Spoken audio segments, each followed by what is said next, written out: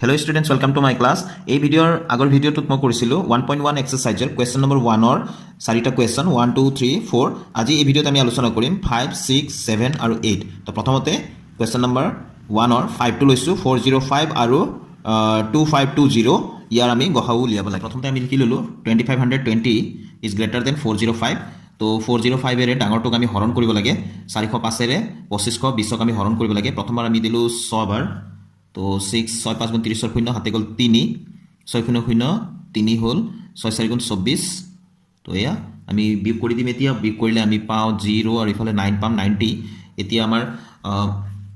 ইউক্লিডৰ কলন বিধিৰ সহায়ত আমি যেহেতু আমি গসাউ উলিয়াব লাগে তো প্ৰথমতে ভাজ্যটো লিখিম ভাজ্যটো আছে 2500 2520 ইকুৱেলছ ভাজকটো আছে 405 পূৰণ ভাগফল 6 আছে প্লাস ভাগশেষ যেটো আছে 90 তো আমি যেতিয়ালৈকে ভাগশেষ শূন্য নাপাও তেতিয়ালৈকে আমাৰ হৰণ প্ৰক্ৰিয়াটো আমি জাৰি ৰাখিম নহয় জানো তো এতিয়া যেটো ভাগশেষ আছে সেইটোৰে ইয়াৰ আগৰ যেটো ভাজক আছিল তাক আমি হৰণ কৰিম ভাজক আছিল 405 বেলেগ কৈও লিখিব পাৰি ইয়াতে একেলগে এনেকে লিখিলেও হল তো 90 ৰে আমি 405 ক হৰণ কৰিম আমি 4 বাৰ দিম 4 শূন্য শূন্য 4 9 গুণ 36 ঠিক আছে এটো 5 আহিলে আৰু 40 ৰ পৰা 36 গলে 4 তো এইবাৰ আমাৰ ভাজ্য আছে 405 তো 405 লিখিলো আৰু ভাজক আছে 90 পূৰণ ভাগফল আছে 4 4 প্লাস ভাগশেষ আছে 45 এতিয়াও ভাগশেষ আমাৰ শূন্য হোৱা নাই গতিকে আমি হৰণ আকৌ আমি কৰিম যেটো ভাগশেষ আছে সেইটোৰে কাক হৰণ কৰিম যেটো ভাজক আছিল তাক তো ভাজক এবাৰ আছিল 90 তো 90 ক আমি হৰণ কৰিম তো আমি 45 এৰে 90 হৰণ কৰিলে দুবাৰ যাব সম্পূৰ্ণৰূপে 90 পালো এবাৰ আমি পালো ভাগশেষ শূন্য ঠিক আছে তো এবাৰ ভাজ্য আছে আমাৰ 90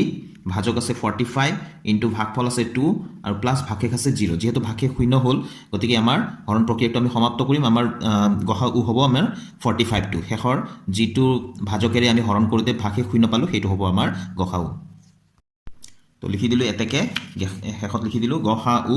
405 আৰু 2520 ইকুৱেল টু 45 এটো হৈ গল আমাৰ আনসাৰ এবাৰ 6 নম্বৰটো লৈছো ইয়াতে আছে 155 আৰু 1385 এই দুটাৰ মাজৰ আমি গসাউ উলিয়াব লাগে তো আমি প্ৰথমতে লিখি ললো যে 1385 ইজ গ্ৰেটাৰ দেন 155 তো যেহেতু 155 টো সৰু তো হেইটোৰে আমি হৰণ কৰিম 1385 তো প্ৰথমতে আমি দিলো 8 বাৰ 8 5 গুণ 40 ৰ শূন্য 8 5 গুণ 40 আৰু 4 আছিল 44 হল হাতে গল 4 8 গুণ 8 8 4 12 তো এতিয়া আমি বিয়োগ কৰিম 5 8 ৰ পৰা 4 গলে 4 3 ৰ পৰা 2 গলে 1 তো এবাৰ আমাৰ ভাজ্য হৈ গল 1385 ভাজক 155 আৰু ভাগফল 8 আৰু ভাগশেষ হৈ গল 145 তো আমি ভাজ্য ইকুৱেল ভাজক পূৰণ ভাগফল যোগ ভাগশেষ তো যেহেতু আমাৰ হৰণ প্ৰক্ৰিয়াটো আমি জাৰি ৰাখিব লাগিব যেহেতু ভাগশেষ এতিয়ালৈকে শূন্য হোৱা নাই তো 145 এৰে এবাৰ হৰণ কৰিম কাক আগৰ ভাজক যেটো আছিল 155 তাক তো 155 ক দেখিলে আমি গম পাও যে এবাৰে দিব লাগিব 145 হল তো ইয়াৰ পৰা ভাগশেষ আমি পাম 10 তো এবাৰ 155 হৈ গল ভাজ্য ভাজক পূৰণ ভাগফল আছে 1 যোগ ভাগশেষ শূন্য ঠিক আছে তো এতিয়া 145 ক আকৌ হৰণ কৰিম আমি 10 এৰে ইয়াতে 10 1 10 10 গুণ 10 4 আৰু 5 আহিলে তো 45 হৈ গল আমাৰ ভাগশেষ তো ভাজ্য আছে 145 ইকুৱেল টু ভাজক আছে 10 তো ইয়াতে হৰণ কৰিবলৈ আকৌ থাকি গল যেহেতু 5 টো নমাইছিলো আমি হৰণ কৰিব লাগিব তো 10 এটো 45 টো আমাৰ ভাগশেষ হ'ব নোৱাৰে আমি 10 4 গুণ 40 ইয়াতে পালো আমি 5 এটো আমাৰ ভাগশেষ তো ভাজক আছে 10 ভাগফল আছে 14 আৰু প্লাস ভাগশেষ আছে 5 ঠিক আছে তো এতিয়া আমি আকৌ হৰণ কৰিম এবাৰ 5 এৰে আগৰ ভাজক কি আছে 10 টোক আমি হৰণ কৰিম গতিকে আমি পাম 5 দুগুণ 10 হলনে ভাগশেষ এতিয়া শূন্য গতিকে এবাৰ ভাজক আছে 10 আৰু ভাজক আছে 5 আৰু ইনটু ভাগফল 2 আৰু ইফালে প্লাস ভাগশেষ আছে 0 তো এতেকে গসাউ 155 আৰু 1385 ৰ আমি কিমান পালো 5 যেহেতু শেষৰ ভাজকটো আছিল 5 নহয় জানো এটো হৈ গল আমাৰ শুদ্ধ আনসাৰটো এবাৰ আমি 1 ৰ 7 নম্বৰটো লৈছো তো 1296 আৰু 384 আছে এই দুটাৰ আমি গসাউ উলিয়াব লাগে ইউক্লিডৰ কলন বিধি ব্যৱহাৰ কৰি তো 384 এৰে যেহেতু 384 টো সৰু হয় আমি 1296 ক আমি হৰণ কৰিম প্ৰথমতে আমি 3 বাৰ দিলো 3 4 গুণ 12 ৰ 2 হাতে গলে 8 24 একে 25 ৰ 5 হাতে গল 2 3 3 গুণ 9 10 11 ঠিক আছে তো আমি বিয়োগ কৰিলো এতিয়া ইয়াত পালো 4 9 পৰা 5 গলেও 4 হ'ব আৰু ইফালে 2 পৰা 1 গলে 1 ঠিক আছে তো এতিয়া 14 আগতে আমি লিখি লওঁ এবাৰ আমাৰ ভাজ্য আছে কিমান 1296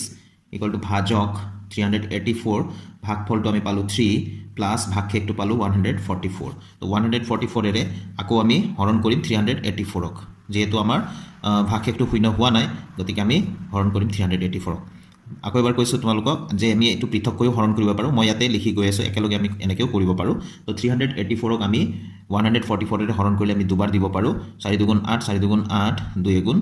2 ঠিক আছে এতিয়া আমি যদি বিয়োগ কৰোঁ আমি পাওঁ 14 পৰা 8 গ'লে 6 আৰু ইফালে 17 পৰা 8 গ'লে এক ধাৰ কৰিলে 17 পৰা 8 গ'লে থাকিব 9 96 পালোঁ 96 এতিয়া আমাৰ ভাজ্য আছে 384 প্লাছ ভাজক আছে 144 ইনটু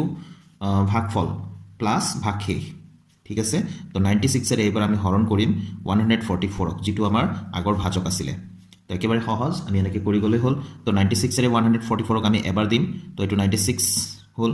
আমি বিয়োগ কৰিলে 14 পৰা 6 গ'লে 8 তাৰপিছত ইফালে 13 পৰা 9 গ'লে 4 তো এইবাৰ ভাজ্য আছে 144 ইকুৱেলছ ভাজক আছে আমাৰ 96 ভাগফল আমি পালোঁ 1 প্লাছ ভাগশেষ তো 48 এৰে এইবাৰ 96ক আমি হৰণ কৰিম ঠিক আছে 96ক হৰণ কৰিলে আমি দিব পাৰোঁ দুবাৰ তো সম্পূৰ্ণৰূপে হৰণ যাব এইটো 96 পাম তো শূন্য হ'ল তো ইয়াতে আমি লিখিলোঁ 96 ভাজ্য ভাজক 48 পূৰণ ভাগফল যোগ ভাগশেষ তো আমাৰ ইয়াতে ভাগশেষ শূন্য পালোঁ তো শেষৰ আমাৰ ভাজকটো আছিলে 48 গতিকে গসাউ হ'ব 48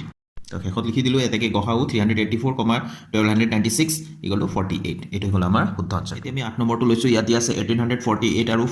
4058 আমি প্ৰথমতে লিখি ল'লোঁ 4058 ইজ গ্ৰেটাৰ দেন 1848 গতিকে 1848টো যিহেতু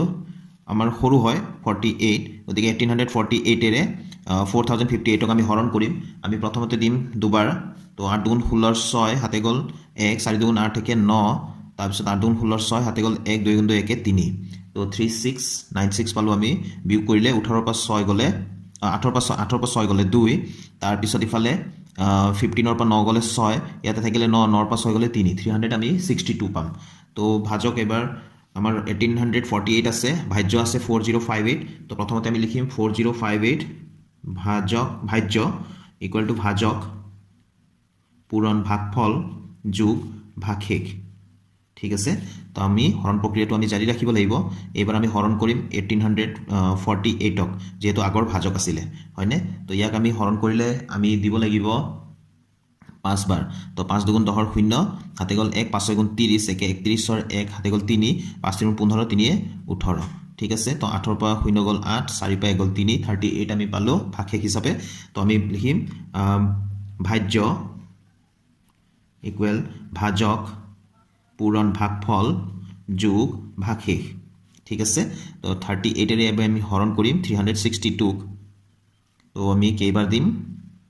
362 হৰণ কৰিলে 38 এৰে প্ৰায় 9 বাৰ দিব পাৰি 9 গুণ 72 2 হাতে গ'ল 7 9 3 গুণ 27 7 34 তো 342 আমি পালোঁ তো আমি হৰণ এইটো বিয়োগ কৰিলে আমি 0 পালোঁ ইয়াৰ পৰা 2 পালোঁ 20 তো এইবাৰ আমাৰ ভাজ্য আছে 362 ইকুৱেলছ ভাজক আছে 38 আৰু ভাগফল পাইছোঁ 9 আৰু ভাগশেষ পাইছোঁ 20 বা 20 তো এয়া হ'ল এতিয়া 20ৰে আকৌ আমি 38ক আমি হৰণ কৰিব লাগিব যেহেতু এতিয়াও ভাগশেষ শূন্য হোৱা নাই তো আগৰ ভাজকটো আছিলে 38 ভাগশেষ আছে 20 তো 20ৰে ইয়াক হৰণ কৰিলোঁ কিমান বাৰ দিম আমি এবাৰেই দিব লাগিব নহয় জানো তো এইটো 20 হ'ল ইয়াত আমাৰ আহিলে 18 তো এবাৰ ভাজ্যটো আছে 38 ইকুৱেল ভাজক পূৰণ ভাগফল যোগ ভাগশেষ তো ভাগশেষটো 18 যেহেতু 18 এৰে আকৌ হৰণ কৰিম আমি 20ক তো 18 গুণ 18 তো ইয়াত থাকিলে 2 তো এবাৰ ভাজ্য আছে আমাৰ 20 তো তাক আমি হৰণ কৰিলোঁ 18ৰে ভাগফল পালোঁ 1 ভাগশেষ আছে 2 ঠিক আছে এতিয়া 2ৰে আমি 18ক হৰণ কৰিম 18ক আমি হৰণ কৰিম তো 2 9 গুণ 18 ঠিক আছে ভাগশেষ পালোঁ 0 তো এতিয়া আমি ইয়াত লিখিম 18 ভাজ্য ইকুৱেল টু ভাজক পূৰণ ভাগফল যোগ ভাগশেষ 0 তো শেষৰটো ভাজক আছে আমাৰ শেষৰটো ভাজক আছে 2 গতিকে 2 হৈ গ'ল আমাৰ গসাউ গতিকে ইয়াত লিখি দিম এতিয়া তো লিখি দিলোঁ এতেকে গসাউ 1848 আৰু 4058 এই দুটাৰ 2 এইটো হৈ গ'ল আমাৰ শুদ্ধ আনচাৰটো হৰণটো এবাৰ মই দেখাই দি আছোঁ তোমালোকে পাতি ল'ব পাৰিবা তো অংককেইটা নিশ্চয় তোমালোকে বুজি পাইছা তো আজিৰ ভিডিঅ'টো মই ইয়াতে সামৰিছোঁ ষ্টুডেণ্টছ নেক্সট ভিডিঅ'ত আকৌ লগ পাম নতুন কুৱেশ্যনৰ সলিউশ্যনৰ সৈতে থ্যাংক ইউ ষ্টুডেণ্টছ কিপ ৱাচিং মাই চেনেল